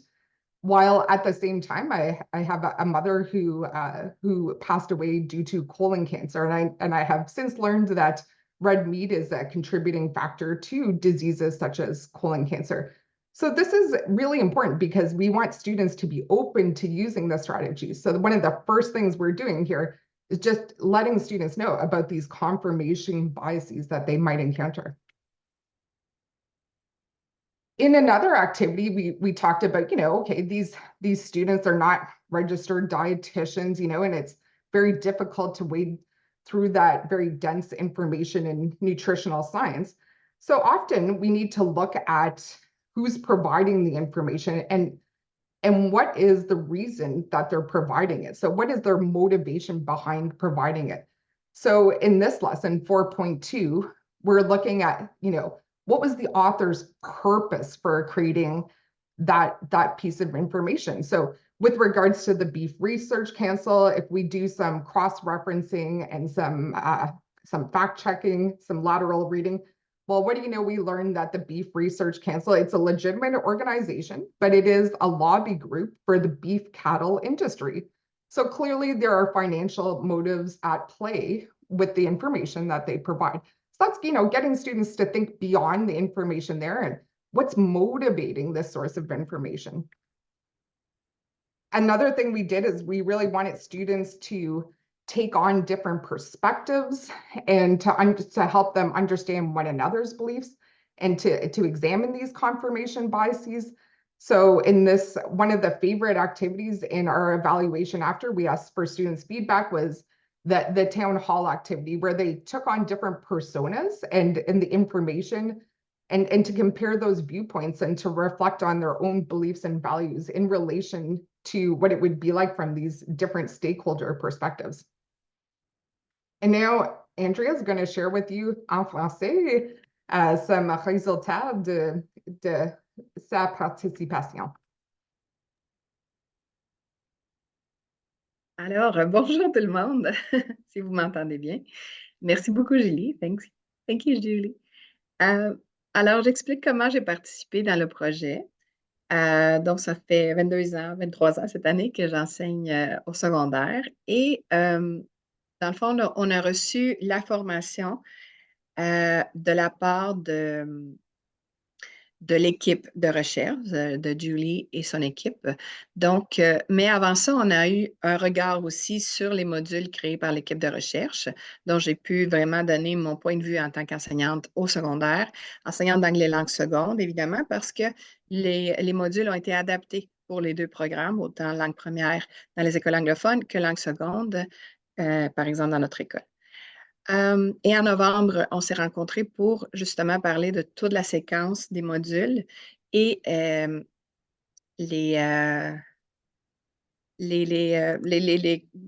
le fond, les consignes qu'il fallait donner aux élèves, comment vraiment on allait le mettre en pratique.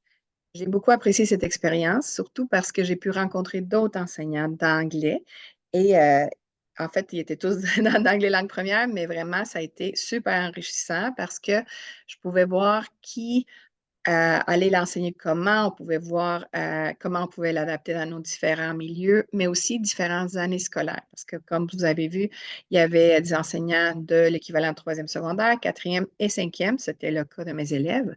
Et donc finalement, c'est certain que les sujets ou les choses qui les intéressent selon le groupe d'âge peuvent varier. Ensuite, dans mon cas, d'avril à mai 2022, c'est là que j'ai mis en pratique les modules. Heureusement, rendu là, on était à temps plein à l'école, on était rendu à temps plein à l'école et je comprends vraiment les difficultés de l'avoir fait avant par les autres enseignants.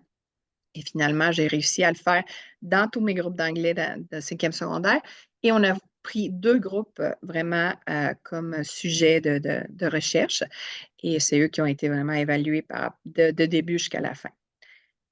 Donc, j'ai réussi oui, qu'est-ce que les élèves ont fait et qu'est-ce qu'ils ont appris.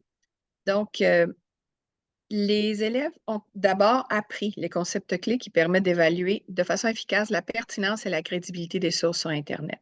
C'est vraiment les 2 points qu'on devait travailler. Comment savoir si une source est pertinente selon ce que je cherche, donc selon ma question guide ou ma question de recherche, et est-ce qu'elle est crédible? C'est vraiment là qu'on va chercher toute la question de crédibilité des sources que Julie a expliqué tantôt. On a aussi utilisé des ressources numériques pour rendre les cours plus interactifs. Donc, finalement, l'équipe de recherche de Julie ont vraiment été chercher des outils numériques qui pouvaient aider les élèves, les rendre plus interactifs et tout. Et ça m'a permis, moi aussi, d'apprendre beaucoup par rapport à ça.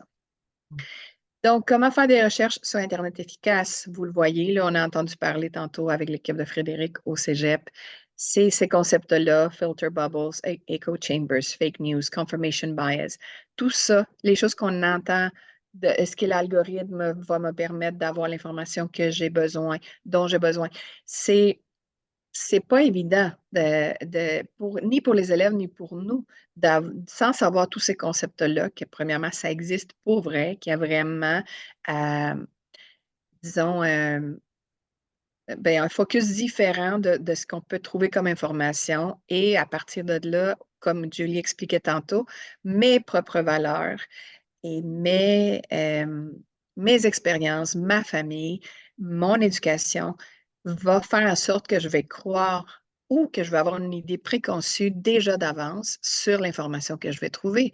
Donc, c'est certain que c'est un défi d'abord que les élèves comprennent que tout ça existe et qu'ils réalisent que tout ça va avoir un impact sur qu'est-ce qu'on trouve. C'est pas juste écrire sur Google le mot qu'on trouve, qu'on veut et on va tous trouver les mêmes informations. Pas du tout, au contraire. Donc, finalement, on a aussi appris ces termes-là sur comment on cherche sur Google, vraiment, comment on fait une recherche efficace et en changeant la ponctuation, en changeant les mots-clés, on peut trouver des choses, des informations différentes. Les 3 composantes essentielles que Julie a montrées tantôt dans la pyramide, donc contexte, source et contenu, c'est vraiment ces 3 paliers ou ces 3 éléments qu'on a travaillé tout le long des modules. Donc, on a vraiment pris le temps de faire un cours et demi pour chacun et pour apprendre qu'est-ce que c'est et comment on peut les comprendre et les travailler. Ensuite, il fallait, une fois qu'on avait compris et appris tout ça, il fallait finalement le mettre en pratique. Donc, vers la fin du projet, les élèves allaient faire dans mon cas, une recherche qu'on a appelée Independent Project, où il y avait un projet, il y avait un choix de sujet à faire. Et dans mon cas, ils l'ont fait en équipe. Mais finalement, les élèves avaient à trouver la différence entre un résumé et une synthèse. Il fallait apprendre vraiment à faire une synthèse de différentes sources, en faisant une thèse en anglais de 5e secondaire, l'examen du ministère du projet, du programme de base, nous demande de faire un texte d'opinion. Donc, l'élève doit apprendre à faire une thèse dans son introduction. Donc, finalement, ça allait vraiment chercher ce que les élèves ont besoin. Donc, les élèves avaient à évaluer les sources sur Internet en utilisant les composantes apprises, tout en se posant les bonnes questions. Et une fois qu'on avait appris les concepts aussi, je reviens à ce que Julie a dit, le Town Hall Debate, c'était comme simuler un débat citoyen. Et les élèves ne pouvaient pas choisir le rôle et c'était imposé, disons, c'était au hasard, mais les élèves devaient, par exemple, être un médecin qui n'est pas d'accord avec le fait qu'on ferme les écoles ou un directeur d'école qui doit fermer les écoles pendant la pandémie. Ou un parent qui se dit, ben, je dois aller travailler, donc il faudrait que les écoles ouvrent. Donc, finalement, tout le monde avait un rôle à jouer, mais des contraintes particulières. Et tout le monde devait finalement faire un débat, puis débattre, expliquer son point de vue. Et mon Dieu, que les élèves n'ont pas aimé le fait d'avoir un personnage dont ils ne partageaient pas vraiment les valeurs. Ils disaient, non, moi, je ne veux pas être celui-là. Ben non, on va essayer de le faire parce qu'il faut voir le point de vue de l'autre. Pourquoi on va apprendre s'ouvrir aux autres? Ben, en réalité, ça va être en faisant preuve de souplesse et d'ouverture. Les élèves ont vraiment aimé les modules d'apprentissage, ils les ont trouvés intéressants. C'est certain que c'était très théorique et ils l'ont exprimé, mais en même temps, à la fin, ils ont vraiment réussi à voir tout ce qu'ils avaient appris, tous ces concepts, tout ça les amenait vraiment à être capables de bien évaluer leurs sources. Et plusieurs d'entre eux ont dit que c'était mind-opening ou eye-opening, c'est comme ça leur a ouvert les yeux vers tout ça. Voilà. Qu'est-ce que j'ai appris? Alors, ce n'est pas juste les élèves qui ont appris quelque chose, parce que moi aussi, j'ai vraiment appris beaucoup de choses en faisant ce travail, en étant d'abord consultée par l'équipe de recherche pour donner mon avis sur les modules, en étant avec les autres collègues pour partager nos pratiques, mais aussi en faisant, évidemment, en donnant les cours, en essayant d'enseigner cette matière qui était finalement aussi nouvelle pour moi dans certains égards. Puis finalement, c'était de faire preuve de créativité pour rendre les sujets intéressants, engageants et trouver un lien avec ce qui s'en vient pour les élèves, c'est-à-dire les choses qui allaient vraiment être pratiques pour eux et utiles. Par exemple, l'examen du ministère où il fallait donner son opinion, mais aussi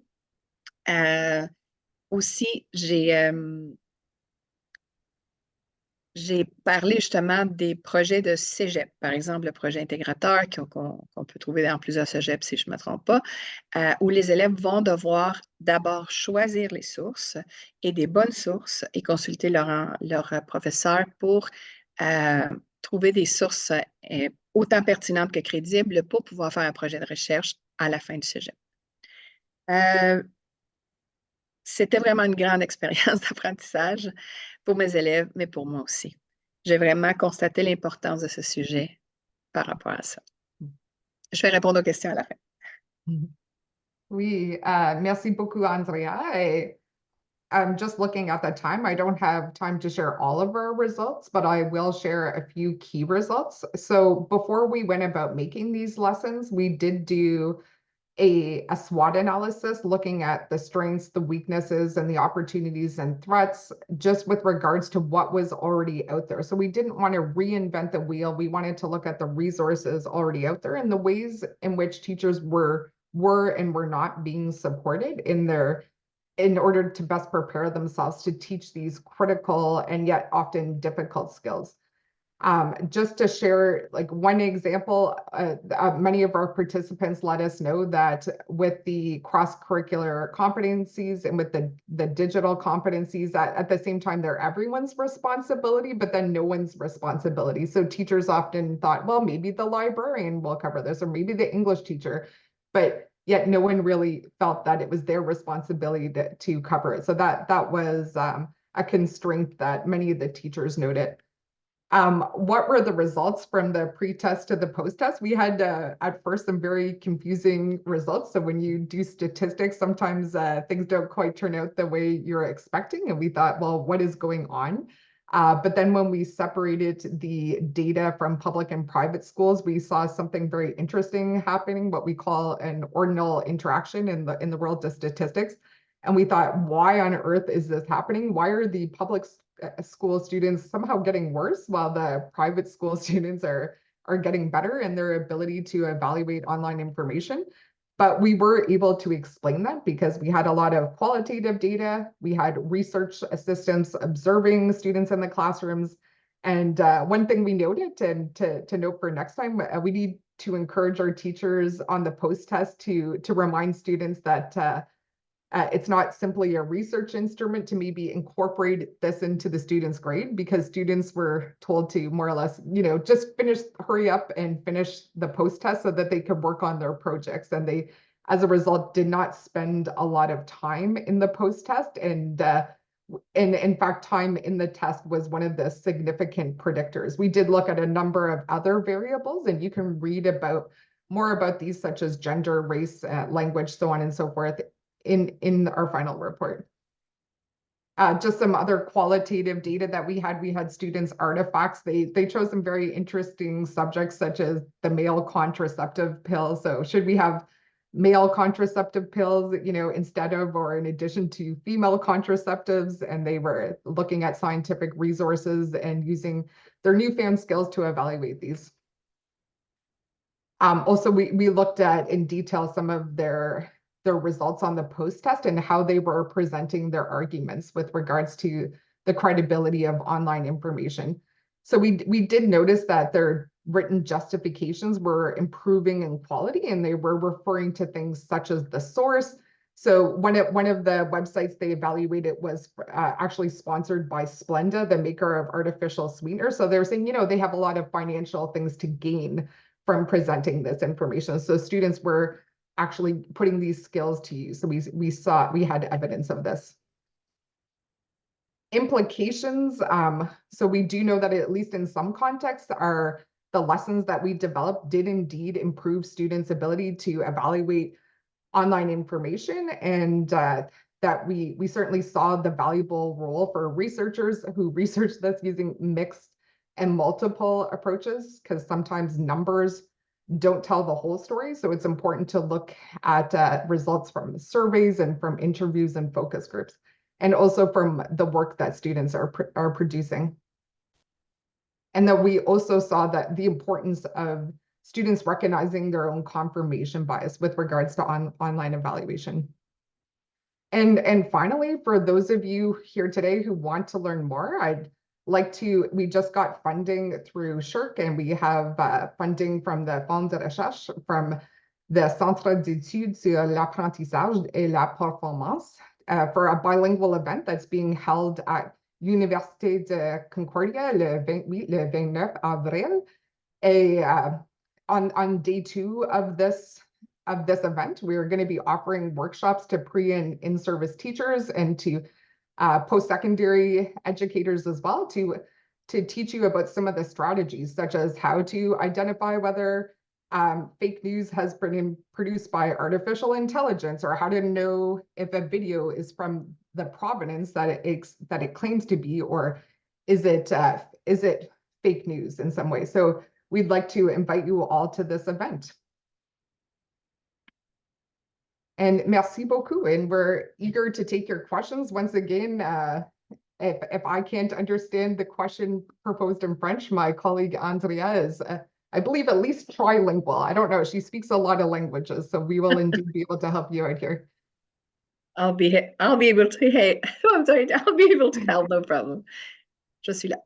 Ben, merci infiniment pour cette présentation. Je pense que votre fichier PowerPoint est beaucoup plus étoffé et les participants inscrits aujourd'hui l'ont reçu. Ben, évidemment, il y a les rapports de recherche là, que tout le monde peut consulter. Les questions ont été posées, plusieurs en anglais. Donc, je me propose de vous les lire en anglais. Puis, je vais demander à Caroline si tu veux bien prendre les questions qui sont en français. Puis, on va jouer à la traduction simultanée s'il le faut. Alors, merci pour ces questions. Alors, une première question qui mentionne, bon, very interested by the modules ALS and ELA. If you could share them or tell us what to do to access them, it would be very nice. Yes, we appreciate your interest. And Audrey from the Fonds de Recherche has a link that she can share with you right now. All the resources, the lessons that we designed are free. It's freely available to teachers. I also want to let you know that we're in the process of revising them based on the feedback from teachers and students. So they're in this was our first grant on this topic. And so the lessons, there's always room for improvement, but they are available.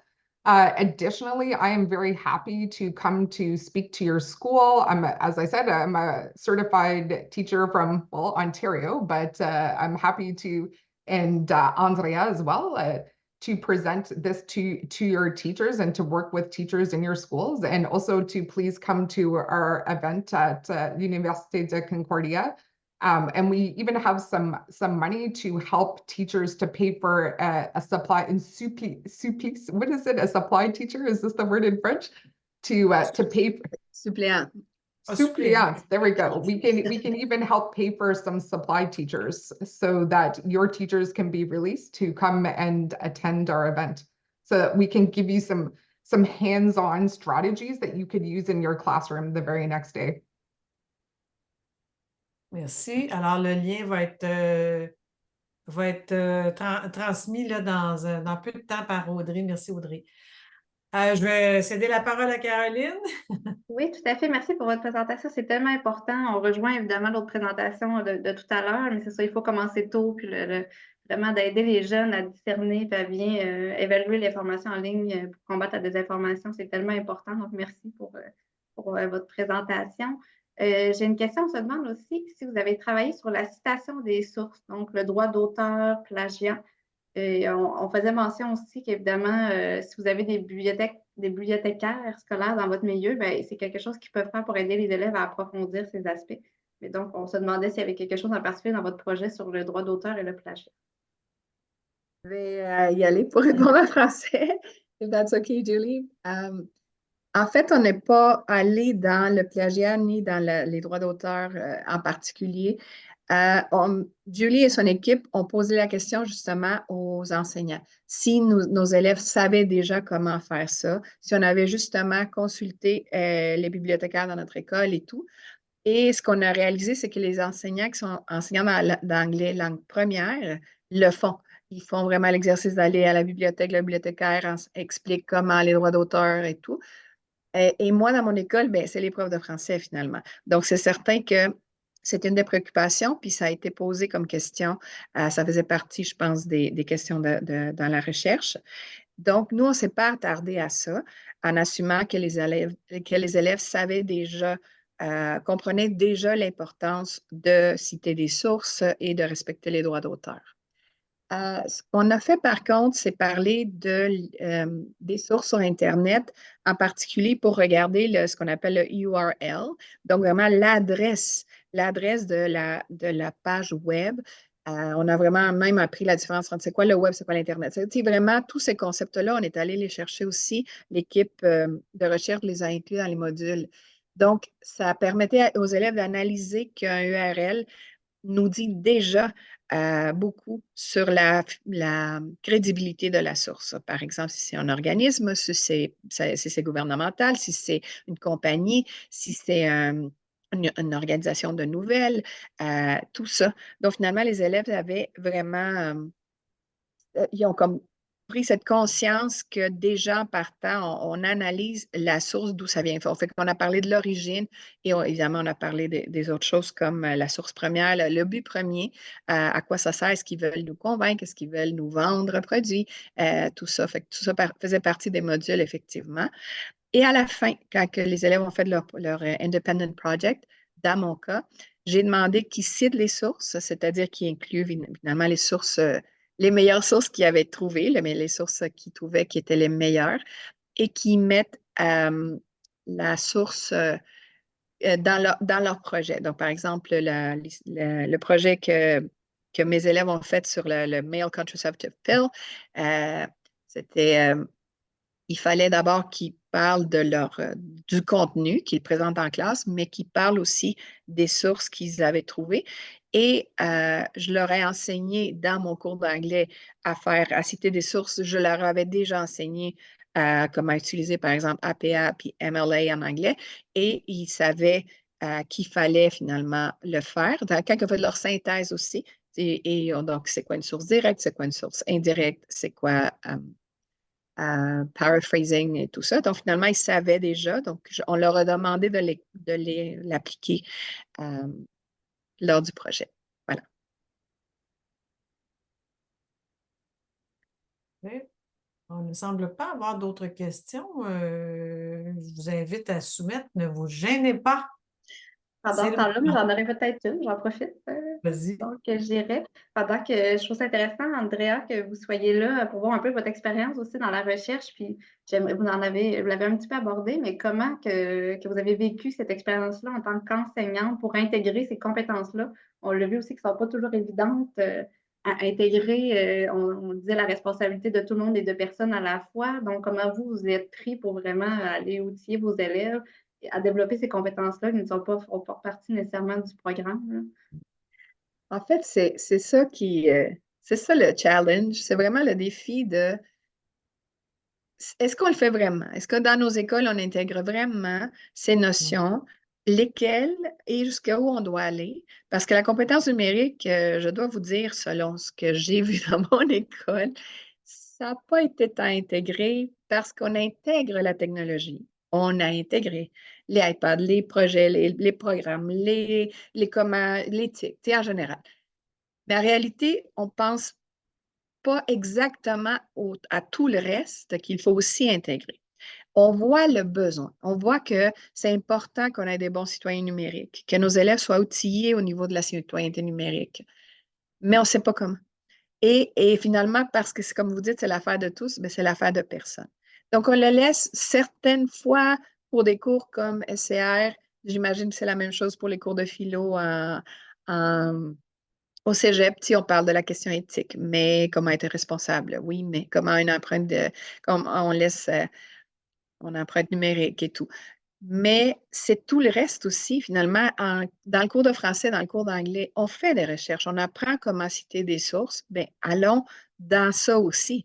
Donc, je pense que c'était tout un défi et j'ai beaucoup apprécié comment l'équipe de recherche a fait les modules où on enseignait et les concepts clés dont Julie parlait, que vraiment les recherches nous montrent, mais aussi les concepts clés de l'Internet. C'est quoi une adresse Internet? C'est quoi une source? C'est comment on s'y trouve, comment on navigue, comment on peut chercher de façon efficace.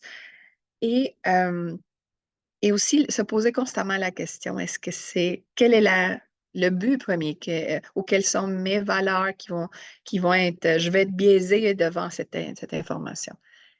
Pour moi, ça a été vraiment oui, incroyablement enrichissant. J'ai appris énormément.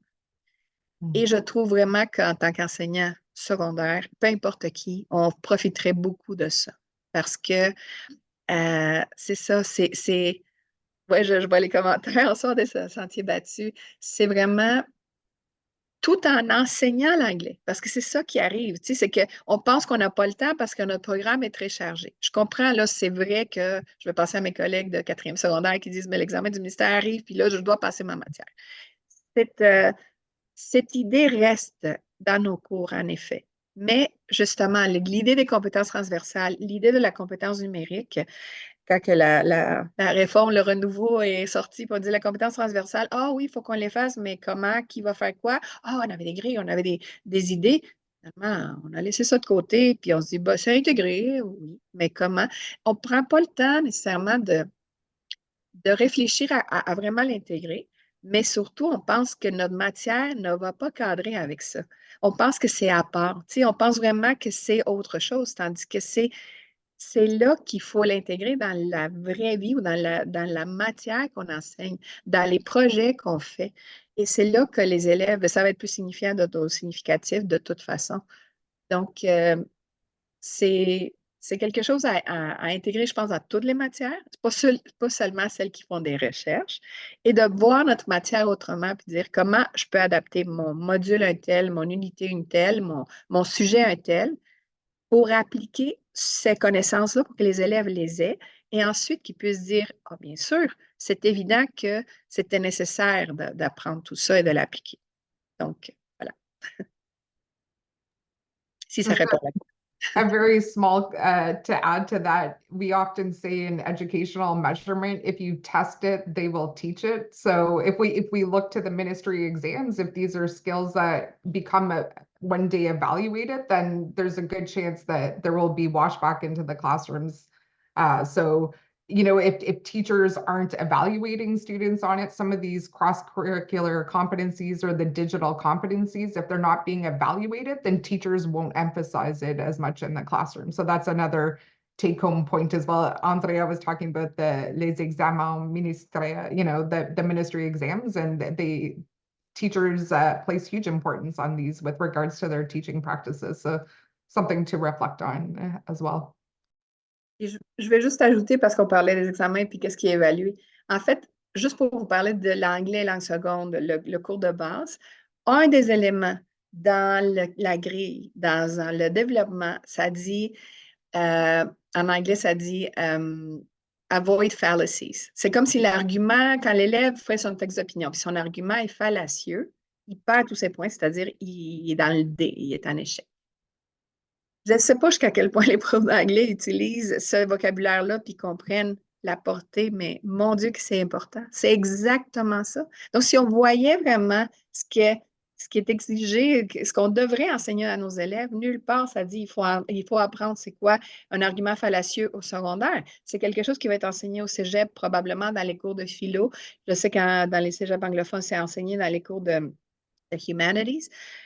Mais nous aussi, on doit finalement l'adresser puis montrer aux élèves qu'avoir une fausse conclusion ou arriver à une fausse conclusion ou avoir un argument qui est faux, qui sonne vrai, mais qui est biaisé, par exemple, bien, ça devient faux et son argument n'est plus bon. Donc, je pense que c'est quelque chose à intégrer dans nos cours le potentiel est là si on regarde vraiment les grilles, si on regarde vraiment les éléments que nos élèves doivent travailler. Donc, ça ne sort pas de nulle part, c'est vraiment... c'est pas parce que c'est sur Internet ou pas, ça fait partie de l'apprentissage. Et notre vie tourne autour d'Internet maintenant. On ne peut pas se cacher la tête. Se mettre la tête dans le sable puis penser que les sources et tout, c'est juste les livres. C'est impossible. Voilà. On a une question, je prendrai une dernière question qui est soumise en anglais. Peut-être, Julie, vous l'avez déjà lue. Je vais la lire pour les personnes à l'écoute. Children often take on the beliefs of their parents, a sort of living filter bubble, where the conflicts that may have arisen within that living bubble due to the activity considered. Also, some children were more challenged than others because their roles they were given were well aligned with their beliefs. Did you challenge those students in any other way? Yes, great question. And not only are they in a filter bubble with their families, but also with regards to the particular media that they consume, if they listen to particular news networks or TikTok channels than others, you know, with regards to their teachers, or that's another agent of socialization.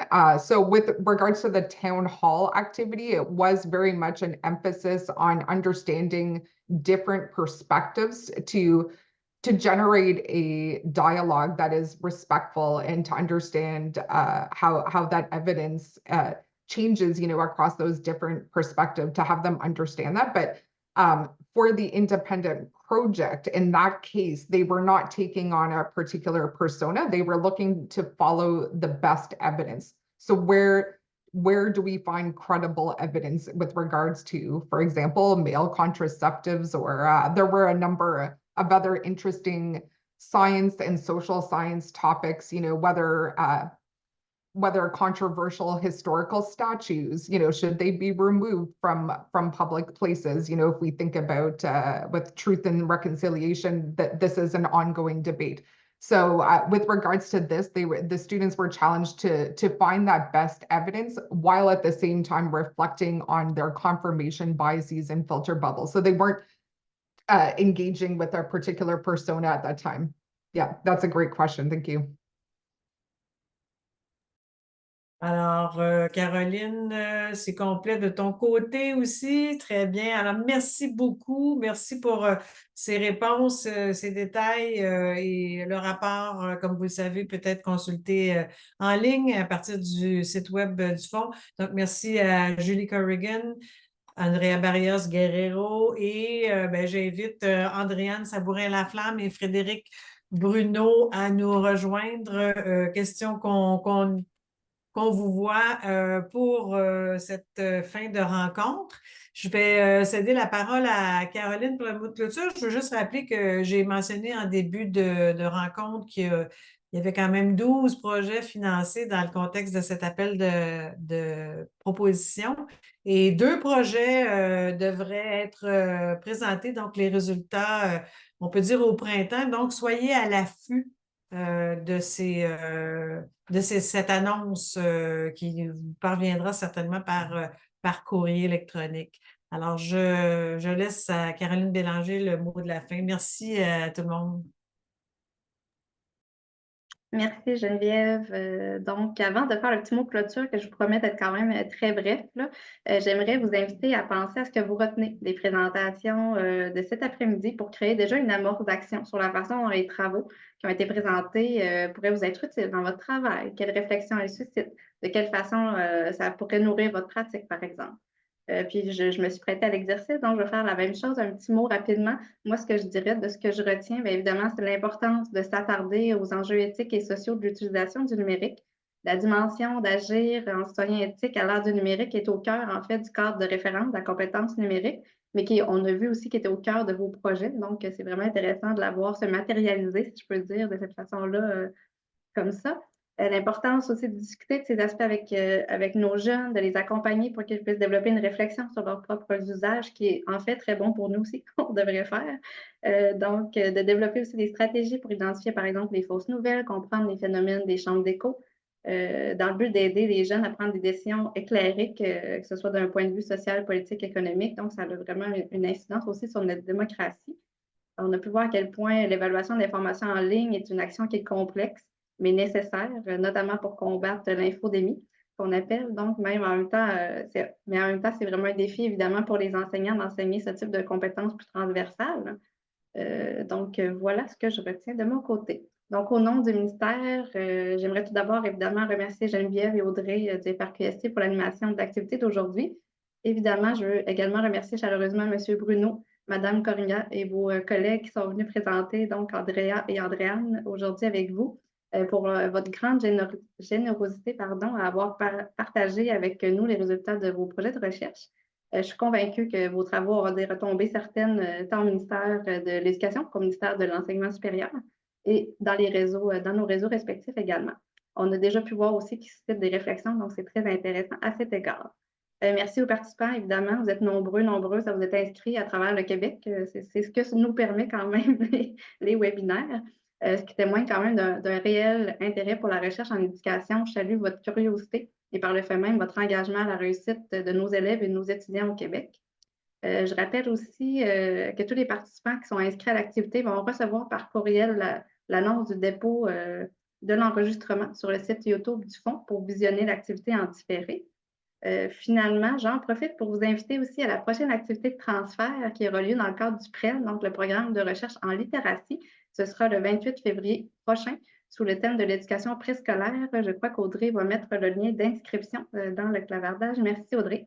Et en même temps, si on n'a pas encore le lien, mais je vous dis quand même, si vous voulez mettre à votre agenda, il y aura une activité également pour le PRPRS, c'est-à-dire le programme de recherche en persévérance et en réussite scolaire. Ce sera le 15 mars et le thème sera la transition postsecondaire. Donc, en plus des activités de transfert, j'en profite pour mentionner aussi qu'il y a plusieurs outils de vulgarisation des recherches qui sont financés dans le cadre de nos programmes, qui sont disponibles et offerts gratuitement. Donc, si vous voulez être tenu informé de l'apparition de ces outils et des prochaines activités de transfert également, je vous invite à envoyer un courriel info-transfert. Encore une fois, Audrey va mettre le lien dans la conversation. Merci encore, Audrey. Donc, je ne vais pas le nommer, là, mais ça va être dans la conversation. Donc, vous pouvez écrire info-transfert et on vous ajoutera à notre liste d'abonnés. Donc, voilà, je vous remercie encore pour votre participation. Je vous souhaite de passer une très belle fin de journée, une belle fin de semaine. Merci. Au revoir.